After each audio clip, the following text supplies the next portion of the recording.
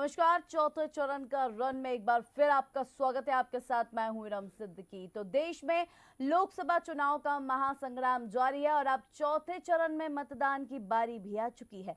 जब मध्य प्रदेश की बाकी बची 8 सीटें यानी कि लोकसभा सीटों के साथ देश भर की 96 सीटों पर वोटिंग जारी है। इस चरण में मध्य प्रदेश के सीएम, नेता प्रतिपक्ष और प्रदेश कांग्रेस अध्यक्ष की प्रतिष्ठा दांव पर है, जो स्वयं चुनाव नहीं लड़ रहे लेकिन उनके गृह जिलों में चुनाव होने से ये जबरदस्त चुनावी घमासान है।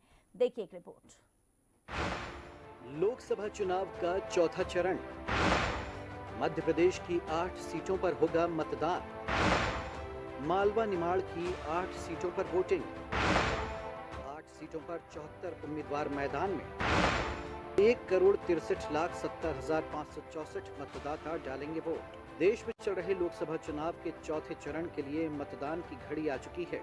10 राज्यों की 96 सीटों के लिए अब मतदान होना है। चौथे चरण में मध्य प्रदेश की 8 लोकसभा सीटों पर वोट डाले जाएंगे और इसी के साथ एमपी की सभी 29 सीटों पर वोटिंग प्रक्रिया पूरी हो जाएगी। चौथे चरण में प्रदेश के कद्दावर नेताओं की प्रतिष्ठा भी दांव पे लगी हुई है, जो भले ही चुनाव नहीं लड़ रहे लेकिन ये चुनाव उनके गृह जिले में हो रहे हैं। लिहाजा यहाँ पर जीत के साथ जीत का रिकॉर्ड बनाने का दारोमदार भी इन्हीं नेताओं के जिम्मे है। वैसे तो मुख्यमंत्री डॉक्टर मोहन यादव ने सभी 29 सीटों पर धुआंधार प्रचार किया और हर सीट पर उन्होंने अपनी जिम्मेदारी निभाई है, लेकिन चौथे चरण में उज्जैन सीट शामिल है और मुख्यमंत्री डॉक्टर मोहन यादव का गृह जिला होने से इस सीट पर सभी का फोकस रहेगा। इसी तरह इंदौर में कैलाश विजयवर्गीय की रणनीति से भले ही कांग्रेस अब मैदान में नहीं बची, लेकिन फिर भी यहाँ मुकाबला भाजपा और नोटा के बीच है, क्योंकि अक्षय बम के नाम वापस लेने से प्रदेश कांग्रेस अध्यक्ष जीतू पटवारी लोगों से नोटा को वोट देने की अपील करते नजर आए। यानी यहाँ कैलाश जहाँ भाजपा को रिकॉर्ड जीत दिलाने का प्रयास करते नजर आए, तो जीतू पटवारी नोटा को रिकॉर्ड वोट दिलाना चाहते हैं। इसी तरह नेता प्रतिपक्ष उमंग सिंघार के गृह जिले धार में भी वोटिंग होनी है। विधानसभा में इस संसदीय क्षेत्र में कांग्रेस ने बढ़त बनाई थी। अब इसका कितना फायदा उमंग अपनी पार्टी को लोकसभा चुनाव में दिलवा पाते हैं, इस पर भी सबकी नजरें रहेंगी। बहरहाल इन 8 सीटों पर कुल 74 उम्मीदवार मैदान में हैं। आपको बताते हैं किन लोकसभा सीटों पर होना है चुनाव और किस किस के बीच है मुकाबला। देवास सीट का संग्राम। बीजेपी से वर्तमान सांसद महेंद्र सोलंकी एक बार फिर प्रत्याशी बनाए गए हैं, जबकि कांग्रेस से राजेंद्र मालवीय को प्रत्याशी बनाया गया है। देवास लोकसभा सीट अनुसूचित जाति के लिए आरक्षित है। इस सीट पर फिलहाल 9 प्रत्याशी चुनाव लड़ रहे हैं। उज्जैन सीट का संग्राम। उज्जैन में बीजेपी से वर्तमान सांसद अनिल फिरोजिया ही एक बार फिर प्रत्याशी हैं, जबकि कांग्रेस ने अपने विधायक महेश परमार को उम्मीदवार बनाया है। इस सीट पर 9 उम्मीदवार मैदान में हैं। ये सीट भी अनुसूचित जाति के लिए आरक्षित है। रतलाम सीट का संग्राम।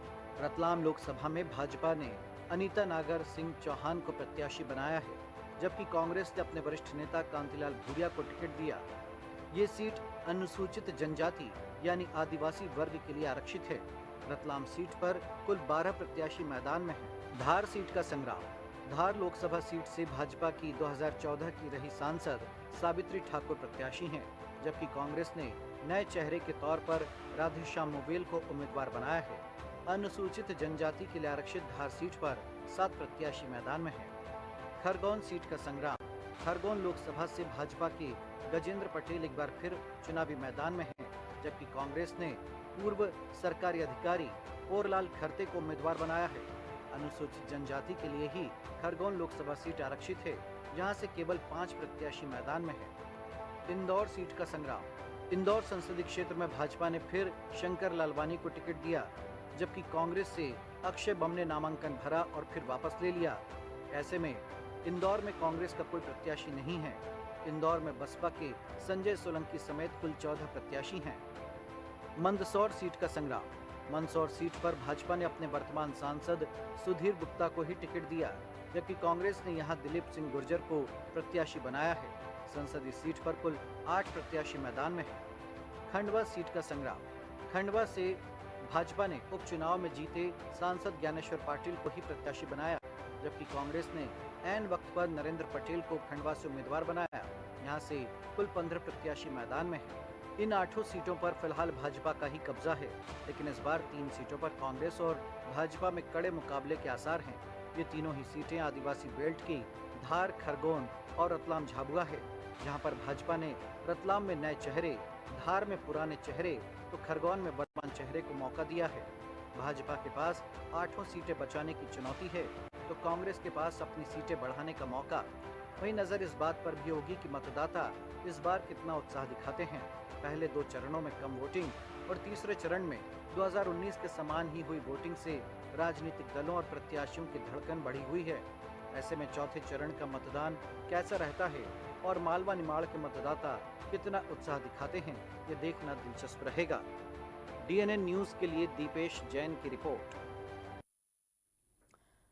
तो बिल्कुल देश में लोकसभा चुनाव का महासंग्राम जारी है और वहीं चौथे चरण का मध्य प्रदेश की बात की जाए तो 8 सीटों पर दोपहर 1 बजे तक 48% वोट अभी तक डले हैं। इंदौर की जो आशंका जताई जा रही थी, कहा जा रहा था कि कैंडिडेट के नाम वापस लेने के बाद कम वोटिंग की आशंका वो पूरी होती हुई नजर आ रही है, सही भी साबित हो रही है। अभी तक 36% वोटिंग प्रतिशत मतदान अभी तक वहां पे डला है। चलिए चर्चा हम इसी विषय पर करेंगे। चर्चा के लिए हमारे साथ पैनल पर स्टूडियो से आज जो पैनल जुड़ा है उससे हम आपको इंट्रोड्यूस करा देते हैं। पॉलिटिकल एडिटर रवि अवस्थी जी हमारे साथ जुड़े हुए हैं, बीजेपी से हमारे साथ सत्येंद्र जैन जी और कांग्रेस से रवि परमार जी हमारे साथ जुड़े हुए हैं। आप तीनों का बहुत स्वागत है। रवि अवस्थी जी, सबसे पहले मैं आपसे जानूंगी, चौथे चरण का ये महासंग्राम क्या कहता है? बिल्कुल एरम, देखिए सबसे अच्छी बात तो ये है कि 1 बजे तक करीब 49% वोटिंग इन 8 लोकसभा क्षेत्रों में हो चुकी है। ये अपने आप में एक अच्छी बात है, खास करके मौसम जिस तरह सुहावना हुआ है उसका फ़ायदा पूरा मतदाताओं को मिला है और इसके चलते लोग घर से निकले हैं। और अपने अगर देखा जाए तो देखिए जो सर्वाधिक जो वोटिंग परसेंट अगर रहा तो वो इसमें देवास में बताया जाता है, वहाँ पे करीब 52% से ज़्यादा वोटिंग 1 बजे तक हो गई थी। और मुझे लगता है कि इंदौर हालांकि अभी पीछे चल रहा है 37%, लेकिन वो जब कई मायनों में अव्वल रहा है, स्वच्छता में अव्वल रहा है, तमाम चीज़ों में, व्यापार में अव्वल है, मुझे लगता है कि इंदौर वासी इस लेकिन रवि अवस्थी जी, जो आशंका जताई जा रही थी कैंडिडेट के नाम वापस लेने के बाद, वो तो कहीं ना कहीं पूरी होती हुई नजर आ रही है। हम देखिए कई बार मतदाता ये सोचते हैं कि जब एक तरफा मामला है, वो तो जीत नहीं है, तो वो फिर मैं क्यों वोट डालूं, तो मगर मुझे नहीं लगता है ऐसी धारणा ठीक नहीं है। अपने मताधिकार का उपयोग तो आप अवश्य करें। और जो एक रिकॉर्ड रहा है इंदौर का कि ज़्यादा से ज़्यादा मतदान करके एक रिकॉर्ड दर्ज करने का, तो उस शहर के नाम को कम से कम क्यों ऐसे मामलों में जो भी राजनीतिक परिस्थितियां बनी है, 14 प्रत्याशी वहाँ पर मैदान में है, ऐसा नहीं है कि कोई मैदान में एक तरफा मामला भी नहीं है, बाकी 13 प्रत्याशी भी मुकाबले में, तो स्वाभाविक तौर पर मतदाताओं को ज़्यादा से ज़्यादा मतदान करना चाहिए। उम्मीद की जानी चाहिए कि लोग निकलेंगे और शाम तक देखिए आप तस्वीर बदलेगी। बाकी देखिए खरगोन में करीब 51% मतदान हो चुका है, खंडवा में भी 48%, यानी मतदाता जो है पूरे उत्साह में नज़र आ रहा है। उज्जैन में 49% के आसपास वोटिंग हो गई है, धार में भी लगभग इतनी है और मंदसौर में तो 50% का आंकड़ा पार कर चुका है। तो मंदसौर रतलाम दोनों ही जगह देखिए सर मतलब 50% से ज़्यादा मतदाता अब तक दोपहर 1 बजे तक अगर वोट डाल चुके हैं, तो इससे आप अंदाज़ा लगा सकते हैं कि लोकतंत्र के इस महापर्व को लेकर कितना उत्साह है लोगों में और वो अपना जो उनका दायित्व है उसका पूरी तरीके से निर्वहन कर रहे हैं। और जहाँ तक एरम देखिए बात है 8 लोकसभा की तो सीटों की, तो अब 8 क्या 7 ही मानकर चलिए, क्योंकि इंदौर में तो एक तरीके से कांग्रेस तो मैदान से बाहर है, हालांकि 14 प्रत्याशी मैदान में है, लेकिन बावजूद इसके कहीं ना कहीं जो थोड़ा बहुत मुकाबला अगर कहीं देखा जा रहा है तो वो रतलाम, खरगोन और धार जो अनुसूचित जनजाति की तीनों आरक्षित सीटें वहाँ पर देखा जा रहा है।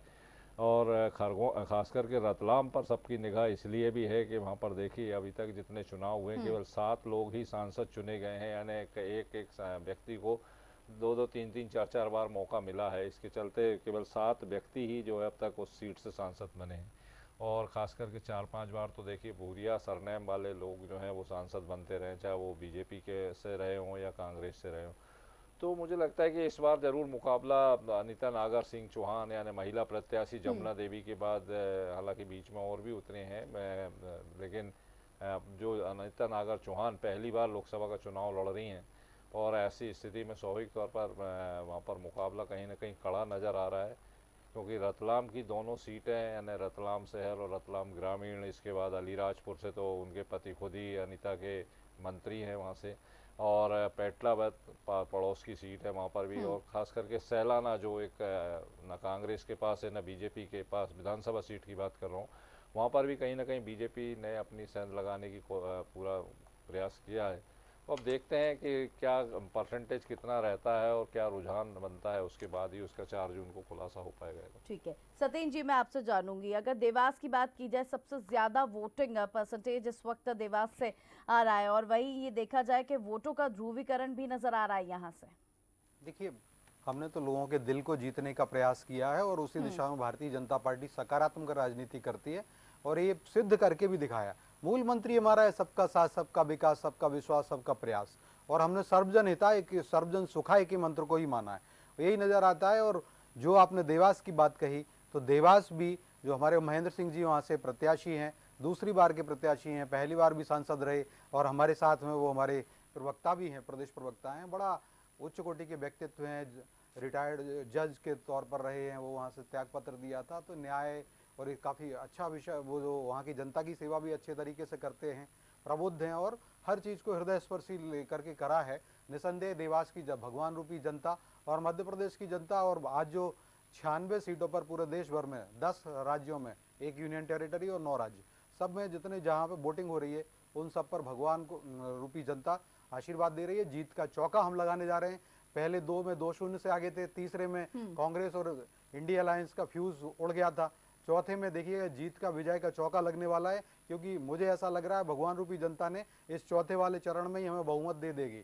और आप देखिएगा फिर से तीसरी बार जो है, जो हम कहते आ रहे हैं, तो तीसरी बार जरूर 4 जून को 400 पार होगा। और जो ध्रुवीकरण की राजनीति की बात की, तो देखिए ध्रुवीकरण की राजनीति कौन करता है, आप देखिए, अगर जो कांग्रेस ही करती है, साफ साफ नजर आता है। और किसने, अभी सेम पित्रोदा जी को हटाना नहीं पड़ता कांग्रेस को, अभी भी उन्होंने पार्टी से निष्कासित नहीं किया, उनको अभी चाहिए 6 साल के लिए निष्कासित करें, क्योंकि सेम पित्रोदा क्या कहते हैं कि हमारे जब रवि जी बैठे हैं, मध्य भारत से आते हैं, तो ये गोरे लगते हैं उनको, और चीनी लगते हैं पूर्वी लोग, और पश्चिमी लोग अरबी लगते हैं, दक्षिणी लोग उनको अफ्रीकन नजर आते हैं। तो चमड़ी के आधार पर बांटने का काम कौन करता है, ध्रुवीकरण कांग्रेस कर रही है। और जो राणा पटोले हैं, उन्होंने भी चमड़ी के आधार पर ही करने का, ये भेदभाव करने की बात कही। कांग्रेस के वरिष्ठ नेता है नाना पटोले, वो कहते हैं राम मंदिर को धोएंगे वो, अगर उनकी सरकार आती है। एक तो वो आने वाली नहीं है, भगवान रूपी जनता जानती है, सनातन द्रोही हैं सभी लोग, शक्ति द्रोही भी हैं। नाना पटोले जी कहते हैं कि अगर द्रौपदी मुर्मू जी राष्ट्रपति जी वहाँ गई थी, तो उसके बाद उनका बयान आया कि वो राम मंदिर को गंगा जल से धोंगे। और आप देखिए, इनके वरिष्ठ नेता रहे प्रमोद कृष्ण जी ने भी बताया कि राहुल गांधी जी वहाँ पर बाबरी ताला लगाना चाहते थे। तो ध्रुवीकरण कांग्रेस करना चाहती है, सुपर पावर कमीशन बनाने की बात भी आई, तो ये कांग्रेस के नेतागण ही कह रहे हैं। तो भाजपा ने तो सबका साथ, सबका विकास, सबका विश्वास, सबका प्रयास किया है, लेकिन कांग्रेस ने ध्रुवीकरण किया। और आप देखिएगा मुस्लिम लीग की छाप उनके मैनिफेस्टो में आती है, page number 8, point number 7, point number 6 और पॉइंट नंबर 8 आप पढ़ लीजिए, उसमें साफ लिखा हुआ है कि ये जो मुस्लिम लीग चाहती थी वही काम कांग्रेस कर रही है। माइनॉरिटीज में पर्सनल लॉ वोट किसका होता है? देखिए, माइनॉरिटीज में जैन भी माइनॉरिटीज में आते हैं, सिख भी माइनॉरिटीज में आते हैं, लेकिन ना जैनों का पर्सनल लॉ होता है, ना सिखों का होता है, ना बौद्धों का होता है, सिर्फ पर्सनल लॉ होता है तो मुस्लिम होता है, मुस्लिम रिलीजन का। तो कांग्रेस बांटने का काम कर रही है। और प्रधानमंत्री डॉक्टर मनमोहन सिंह जी रहे, 2 बार खुले उन्होंने कहा कि देश के संसाधनों पर पहला अधिकार मुसलमानों का है। ये बहुत बड़े, हम कहते हैं सबका, जो गरीब है, जो पिछड़े हैं, जो वंचित हैं, शोषित हैं, पीड़ित हैं, पहले उनका अधिकार है। लेकिन कांग्रेस करती है ध्रुवीकरण, धर्म के नाम पर बांटने का काम, मुसलमानों के नाम पर देश के संसाधनों का कहना निंदनीय बयान है। आज भी कांग्रेस क्षमा प्रार्थी नहीं होती उसके लिए। ठीक है, रवि परमार जी क्या कहना चाहेंगे आप? देखिए, निश्चित तौर पर पहले तो जो मतदाता अभी रह गए जिन्होंने मतदान नहीं किया, उनसे मैं अपील करता हूं कि आप ज़्यादा से ज़्यादा मतदान करें और अपना लोकतंत्र का अधिकार है इसका उपयोग करें। जिस तरह से देवास की बात हो रही थी यहाँ पे कि देवास में महेंद्र सोलंकी है और रिटायर्ड जज हैं, तो निश्चित तौर पर रिटायर्ड जज हैं और वो मानता हूं कि भारतीय जनता पार्टी के प्रवक्ता भी हैं, लेकिन वहां की देवास की जनता, मैं खुद देवास लोकसभा क्षेत्र से आता हूं, मैंने आज तक उनकी शक्ल नहीं देखी, ना वहां के गांव के लोगों ने, ना वहां की जनता ने देखी। एक बार सांसद बन के गए 2019 के बाद, आज तक उन्होंने शक्ल नहीं दिखाई। तो ऐसे तो भारतीय जनता पार्टी के सांसद है जो 5 सालों बाद जनता को याद करते हैं जब चुनाव आता है, इस बीच कहीं नहीं दिखाई देते। बात आती है इंदौर की, तो इंदौर की जनता ने नोटा का विकल्प चुना है और भारतीय जनता पार्टी को नोटा का विकल्प भारी पड़ने वाला है। भारतीय जनता पार्टी पूरी तरह से डरी हुई है, भयभीत है। जिस तरह से बात आती है झाबुआ रतलाम सीट की, तो निश्चित तौर पर झाबुआ रतलाम सीट हम जीत रहे हैं।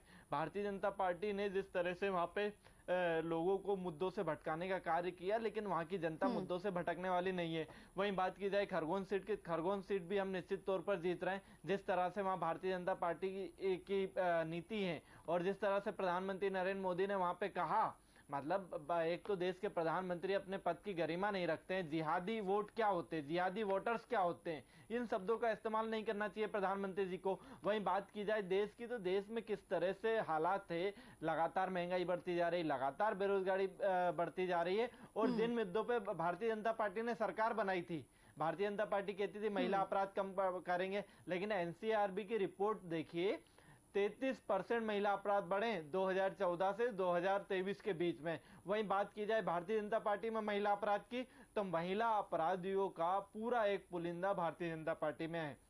भारतीय जनता पार्टी ने 2024 में 44 प्रत्याशी को एडीआर रिपोर्ट के अंतर्गत मैं आपको बता रहा हूं, 24 प्रत्याशी ऐसे हैं जिनके ऊपर महिला अपराध दर्ज हैं।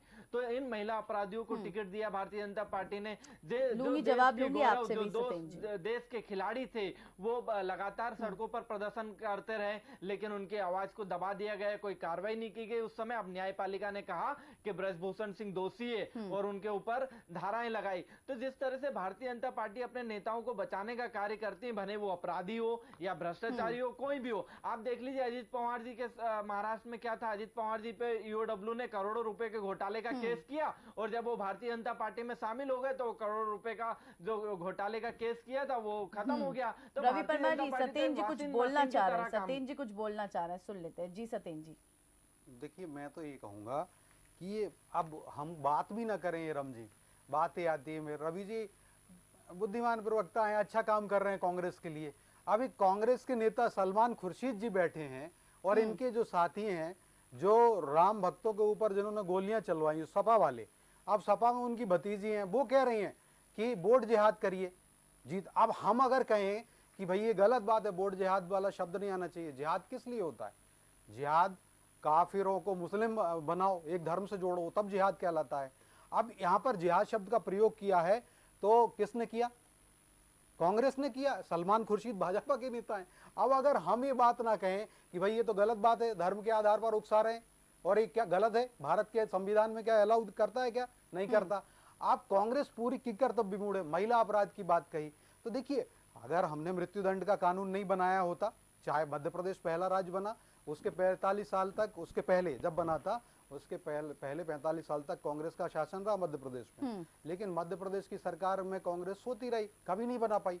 ये भी हमने माताओं बहनों की रक्षा के लिए ये कानून बनाया मृत्युदंड, और उसी को 55-56 साल तक कांग्रेस केंद्र में शासन में रही, सोती रही। तब क्या महिलाएं नहीं थी? क्या यही कह सकते? नहीं थी, मान लो।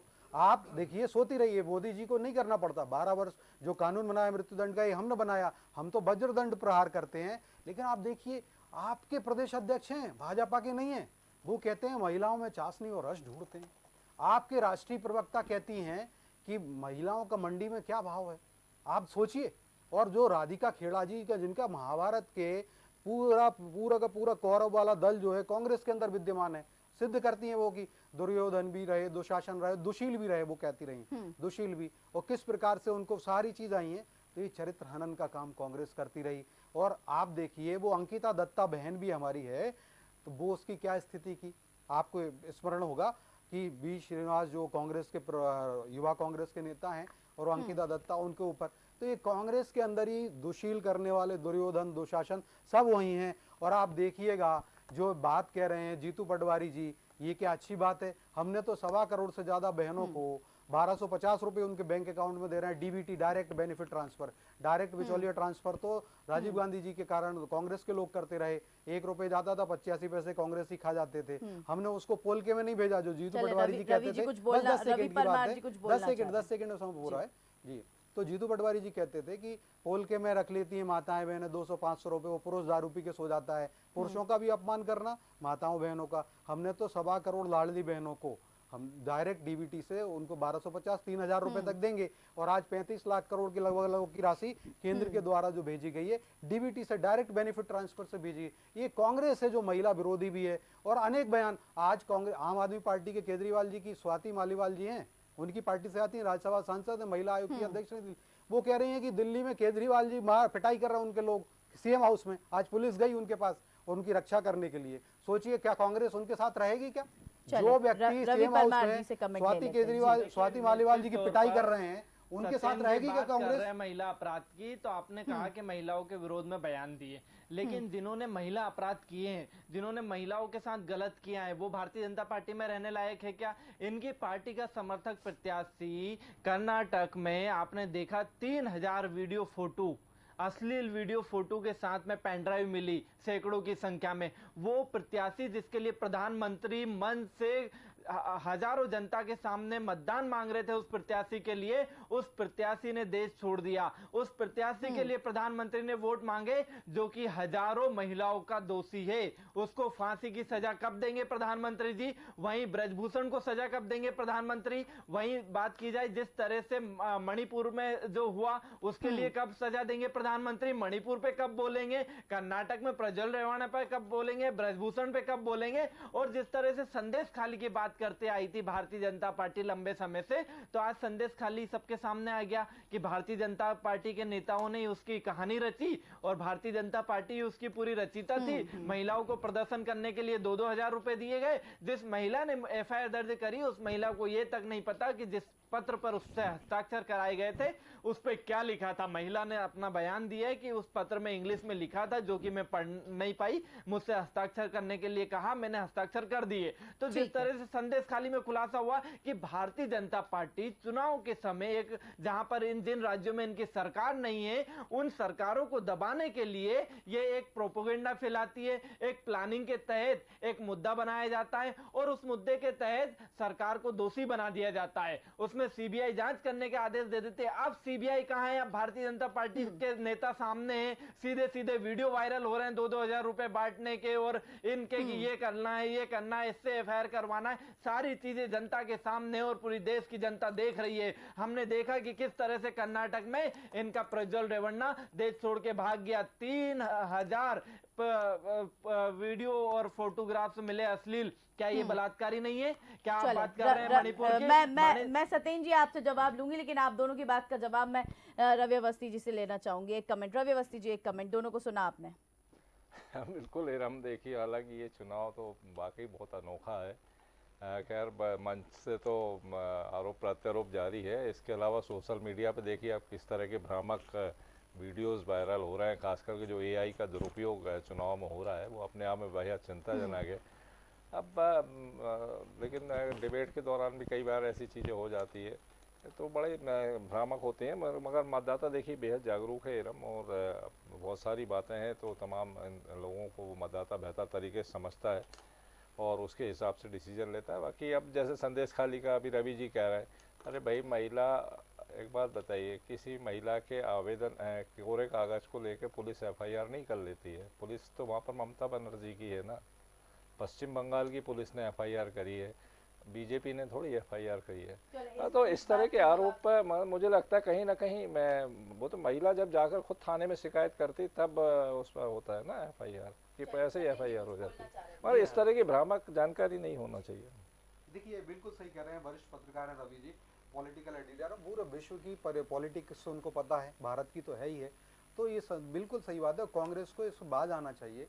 और संदेश खाली में बहुत ही निम्नतर स्तर की मानवता की कृत्य हुए हैं और उसमें खुद माताओं बहनों ने कहा कि टीएमसी का कार्यालय में उनको बुलाया जाता था और चेहरा देख लिया जाता है कि कौन सी बेटी सुंदर लगती है, उसको वहाँ पर बुला लिया जाता है। जो चमड़ी का रंग देखते हैं ना कांग्रेसी, वो चमड़ी का रंग वहाँ पे भी देखा गया है और उसको बुलाया गया। मैं अब बहुत ज़्यादा नहीं बोलना चाहता, लेकिन अब दूसरी बात जो इन्होंने कहा कर्नाटक में अपराध हुआ, मैं मानता हूँ और Bharatiya Janata party zero tolerance रखती है, लेकिन कांग्रेस की सरकार है, 1.5 साल हो गया कांग्रेस की सरकार को, और सोचिए इतनी सारी सीडी, इतनी सारी माताओं बहनों के साथ उसने कुचक्र किया, जो भी उसको दुष्कर्म जो है पाप किए, उस पाप एक दिन में कर लेगा क्या? ये कांग्रेसियों की मिली भगत थी और कांग्रेस ने जानबूझ के अभी भी उसको बचाए रखा और ना केंद्र सरकार को जानकारी दी। अगर केंद्र सरकार को जानकारी दे दी थी, बहुत दिनों से आवेदन पेंडिंग था कर्नाटक सरकार में, तो पूरी कर्नाटक सरकार को, कांग्रेस की सिद्धारमैया जी को, डीके शिव कुमार जी को चोल्लूवर पानी में डूब मरना चाहिए, या प्रियंका वाड्रा जी की प्रियंका वाड्रा जी को कान खींचना चाहिए, क्योंकि लड़कियों लड़ सकती हूँ की बात करती है।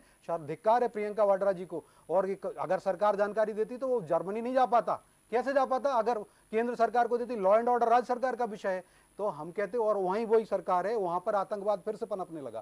पहली बार रामेश्वरम कैफे में बम ब्लास्ट हुआ, एक कर्नाटक की सरकार फेल हुई, कहने लगी नहीं कोई बम ब्लास्ट नहीं हुआ, गैस सिलेंडर में ब्लास्ट हुआ। जब जांच हुई पता चला बम ब्लास्ट हुआ, रामेश्वरम नाम। और वहां पे इनके जो सांसद बने राज्यसभा के, पाकिस्तान की जिंदाबाद के नारे उसमें लग रहे। वहां पे एक जैन मुनि है, उनके जैन मुनि को मारा, पहले अपहरण कर लिया, वो अपहरण करके उनके टुकड़े टुकड़े कर दिए, शरीर के 40 से ज्यादा टुकड़े किए गए, उनको करंट लगाया गया, पहले करंट से किया, फिर टुकड़े किए गए, और उनके बाद उनके शव को नहीं मिला। जैनाचार्य, और ना जांच कराई इस कांग्रेस कर्नाटक सरकार ने। हमने कहा सीबीआई जांच करो। भारतीय जनता पार्टी ने कर्नाटक विधानसभा में भी बहुत करा, आग्रह किया, आंदोलन किए, लेकिन कांग्रेस जो है पूरी माइनॉरिटीज विरोधी है। जैनों की तो बहुत बड़ी विरोधी है, सिखों की विरोधी है। सिखों को जलाने वाली 12,000 सिखों के गले में टायर डाल के जलाया गया। मैं कहता हूँ अपीजमेंट की पॉलिटिक्स करना बंद करे कांग्रेस, और महिला अपराध पर भी क्षमा याचना करे, क्योंकि सरकार कर्नाटक में किसकी है, ये उसको करना चाहिए था। बात दुहाई देते हैं हमारी, हमने ऑब्जेक्शन लिया, उसको निष्कासित किया गया, उसके ऊपर कार्रवाई हुई है, और उसके पिताजी को भी अभी लेकर के आए। ये वोटों की तुष्टीकरण की राजनीति करते हैं, संतुष्टीकरण की राजनीति करा करें तो बहुत सही रहेगा। भारतीय जनता पार्टी की सीबीआई जांच की मांग कर रहे हैं, हम कह रहे हैं सीबीआई जांच कराइए, जो दोषी उस पर कार्रवाई कर रहे हैं। बात कर रहे थे कर्नाटक सरकार ने कुछ नहीं किया, जैसे ही मामला कर्नाटक सरकार के संज्ञान में आया, सरकार ने तत्काल कार्रवाई की, और प्रधानमंत्री को माफी मांगना चाहिए कि आप एक मंच से एक बलात्कारी के लिए वोट मांग रहे थे, एक अपराधी के लिए वोट मांग रहे थे। प्रधानमंत्री को पूरे देश की जनता से माफी मांगना चाहिए कि आज आपकी वजह से पूरे विश्व में देश का नाम खराब हो रहा है। एक अपराधी के साथ में, एक बलात्कारी के साथ में प्रधानमंत्री का नाम जोड़ा जा रहा है, उससे हमें बहुत दुख हो रहा है कि भारत के प्रधानमंत्री का नाम एक बलात्कारी के साथ जुड़ रहा है। हमने पिछले दिनों पढ़ा, ऑस्ट्रेलिया के एक अखबार में देखा कि जिस तरह से प्रधानमंत्री की फोटो के साथ में छपा कि प्रधानमंत्री बलात्कारी के साथ है, तो जिस तरह से देश की बदनामी हो रही है विदेशों में, वो बहुत निंदनीय है। और मैं प्रधानमंत्री से कहना चाहता हूं कि आपको तत्काल माफी मांगना चाहिए कि मुझे जानकारी नहीं थी उस मामले में क्या था, उस पर क्या अपराध था, उसने क्या गुनाह करा, मुझे जैसे जानकारी मिली मैं आपकी बात का जवाब देना चाह रहे हैं। सत्येन जी जवाब देना चाह रहे हैं। देखिए, बिल्कुल प्रधानमंत्री जी ने कई इंटरव्यू में भी साफ साफ कहा है, भारत की जनता से, मातृशक्ति से, पूरी दुनिया से भी उसमें संदेश गया। बहुत सारे इंटरव्यूज दिए हैं, और जो बात कह रहे हैं, इनको प्रज्वल, जो अब यहाँ पर मुरली मोरवाल बहुत अच्छे लगते हैं, करण मोरवाल उनका बेटा, जिसने हमारे मित्र के साथ, रवि जैसी कई लोग और कांग्रेसी नेतागण हैं, बहनें हैं, उनके साथ उसने दुष्कर्म किया, बुरा काम किया है मध्य प्रदेश में ही, और उसको पेट्रोनेज देने वाले कौन है? कांग्रेसी थे, और पुनः टिकट दिया उसी को। उसका टिकट बदला गया पहले मुरली मोरवाल का, इसीलिए बदला था अभी विधानसभा चुनाव में। फिर पता नहीं कौन सी मजबूरी आ गई, व्यवस्था आ गई, उसको गले लगा लिया, उसको टिकट दे दिया। ऐसे काम कांग्रेस करती रही, और हर जगह हमने तो जीरो टॉलरेंस। और आज भी बृजभूषण की बात हो रही, न्यायालय में जो भी है आरोप सिद्ध हो गए, जो भी सजा होगी वो भुगतेंगे अपना। हमने ना उनको टिकट दिया, और लेकिन कांग्रेस जरूर इस प्रकार सेलेक्टिव राजनीति करती है। ये आपने देखा, मैंने अभी बोला कि स्वाति मालीवाल जी को करा तो क्या स्टैंड है? कुछ नहीं। आप देखिए, इनका पूरा घमंडिया गठबंधन ना करें तो नहीं कहें, काहे का आइडिया ऑफ इंडिया है इनका। इंडिया आइडिया ऑफ इंडिया ये होता है कि पश्चिम बंगाल में आपस में लड़ रहे हैं, उन अधीर रंजन चौधरी जी कह रहे हैं कि कांग्रेस को वोट मत दो, भले ही मत दो, लेकिन टीएमसी को मत देना, भाजपा को वोट देना। ऑफिस खुलेआम कह रहे हैं। जो इंदौर में घुटने टेक दिए कांग्रेस ने, खजुराहो में टेके, सूरत में इनके प्रत्याशी के कारण कांग्रेस की सूरत नहीं दिखाने लायक है। और पहली बार नहीं, आज हो रहा है तो इनको दर्द होता है। इनके कई प्रत्याशी निर्विरोध जीते, तब इनको अच्छा लगा। पहली बार तो चुनाव हुए नहीं, 1952 से चुनाव हो रहे हैं। और आप देखिए पुरी में इनका इतना टोटा रहा कि पुरी में इनका प्रत्याशी ने कहा कि हमारे पास नोटों का टोटा है।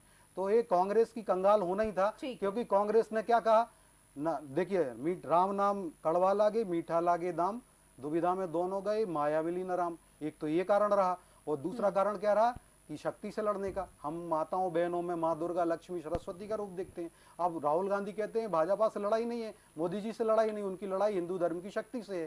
तो हिंदू धर्म की शक्ति में लक्ष्मी माता भी आती हैं, तो कंगाल तो होना ही था। राम से लड़ रहे हो, सनातन से लड़ रहे हो, शक्ति से लड़ रहे हो, तो आपको तो कंगाल होना ही है भाई, ठीक है, होना ही है कंगले। रवि परमार जी मैं कमेंट लूंगी आपसे, लेकिन हम जिस तरीके से देखा जाए, रवि अवस्थी जी मैं आपसे जानना चाहूंगी, क्योंकि अगर हम मध्य प्रदेश के इस चौथे चरण की बात करें तो रतलाम खरगोन हम सब देख रहे हैं कि कांटे की टक्कर है, और वहीं आदिवासी वोटर्स को साधने का प्रयास दोनों ही दल कर रहे थे, लेकिन कहीं ना कहीं आदिवासी वोटर्स का झुकाव नजर आ रहा है।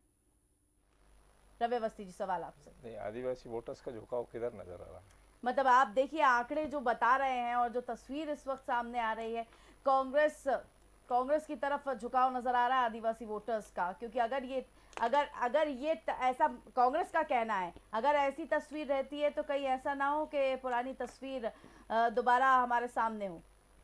बिल्कुल इरम, आपका संकेत अगर विधानसभा चुनाव की तरफ है तो देखिए वाकई में 2018 के और 2019 के परिणामों पे भी हमें थोड़ा गौर करना चाहिए कि किस तरीके के परिणाम 2019 में आए थे और 2018 में आए थे।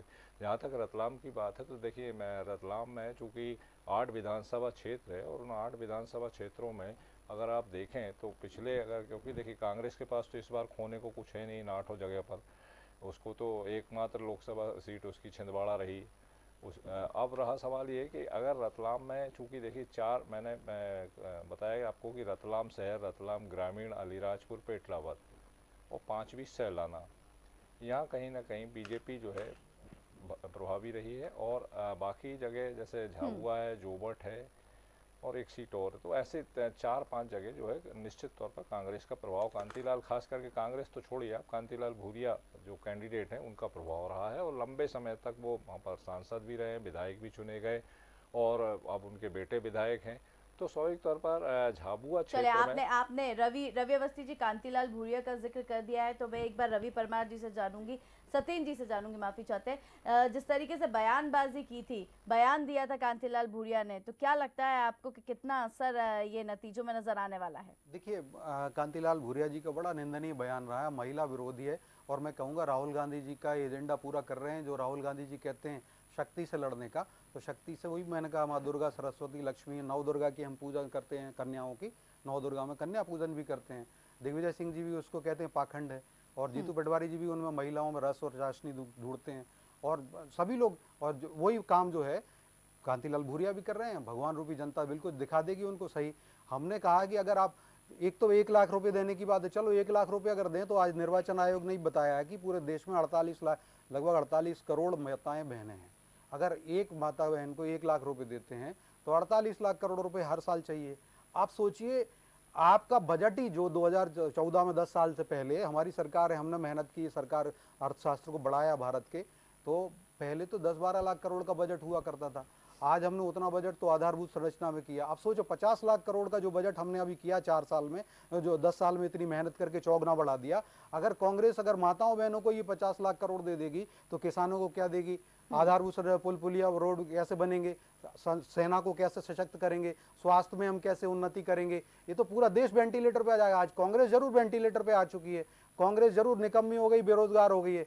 2 बार से लोकसभा में हुई, तीसरी बार पुनः हो रही है, 5 बार से 5 विधानसभा चुनाव, 25 साल से विधानसभा में बेरोजगार हो गई। तो आप सोचिए, निकम्मा किया इस भगवान रूपी जनता ने, इनको किया निकम्मा। और हम वेनेजुएला नहीं बनने देंगे भारत को। आर्थिक बिल्कुल अर्थ का अनर्थ करने वाला, अर्थ चक्र में कुचक्रता में फंसाने का काम जो श्रीलंका में हमारे यहाँ हुआ, लाइन लग के श्रीलंका की क्या स्थिति हुई। ये चाहते हैं भारत भी श्रीलंका बन जाए, हम नहीं बनने देंगे। भगवान रूपी जनता जानती है, हम जन कल्याण करेंगे। ठीक है, देखिए जनता हमारे जन रवि कल्याण में परमार जी विश्वास से करती है। कमेंट लूंगी, आखिरी कमेंट रवि परमार जी। जी देखिए, निश्चित तौर पर जो सत्येंद्र जी कह रहे हैं कि नहीं किसानों को क्या देगी, महिलाओं की बात की, तो जिस तरह से कांतिलाल भूरिया का बयान था, पहले तो मैं उस पर स्पष्ट कर दूं, कांतिलाल भूरिया जी अपने आदिवासी समुदाय के बीच में एक सभा कर रहे थे। सभा में उन्होंने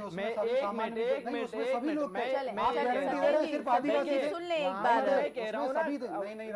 अधिकतर आदिवासी समाज के लोग थे, अधिकतर आदिवासी समाज के लोग थे।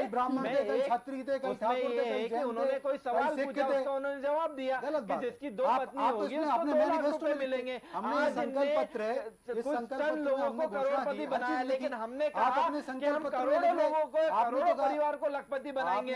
वही बात करती भारतीय जनता पार्टी किसानों की, तो आज वो किसान ढूंढ रहा है कि जो भारतीय जनता पार्टी विधानसभा चुनाव में गेहूं का समर्थन मूल्य 2700 रुपए देने की बात करती थी, जो धान का मूल्य 31 रुपए देने की बात करती थी, जो कर्ज रुपए कर्ज माफ करने की बात करती थी, तो भारतीय जनता पार्टी ने समय का अभाव है, समय का अभाव है। मैं पीसीआर से चाहूंगी प्लीज साउंड कम कर दे। बहुत शुक्रिया सत्येंद्र जी, रवि परमार जी आपका भी, रवि अवस्थी जी आपका भी। तो देश में लोकसभा चुनाव का महासंग्राम जारी है और अब चौथे चरण में मतदान की बारी भी आ चुकी है। मध्य प्रदेश की बाकी बची 8 लोकसभा सीटों के साथ देश भर की 96 सीटों पर वोटिंग जारी है। चौथे चरण के रन में आपसे लेंगे इजाजत। आप नजर बनाए रहिएगा। डीएनएन अपडेट ताजा अपडेट के साथ आपके सामने हाजिर होगा। नमस्कार।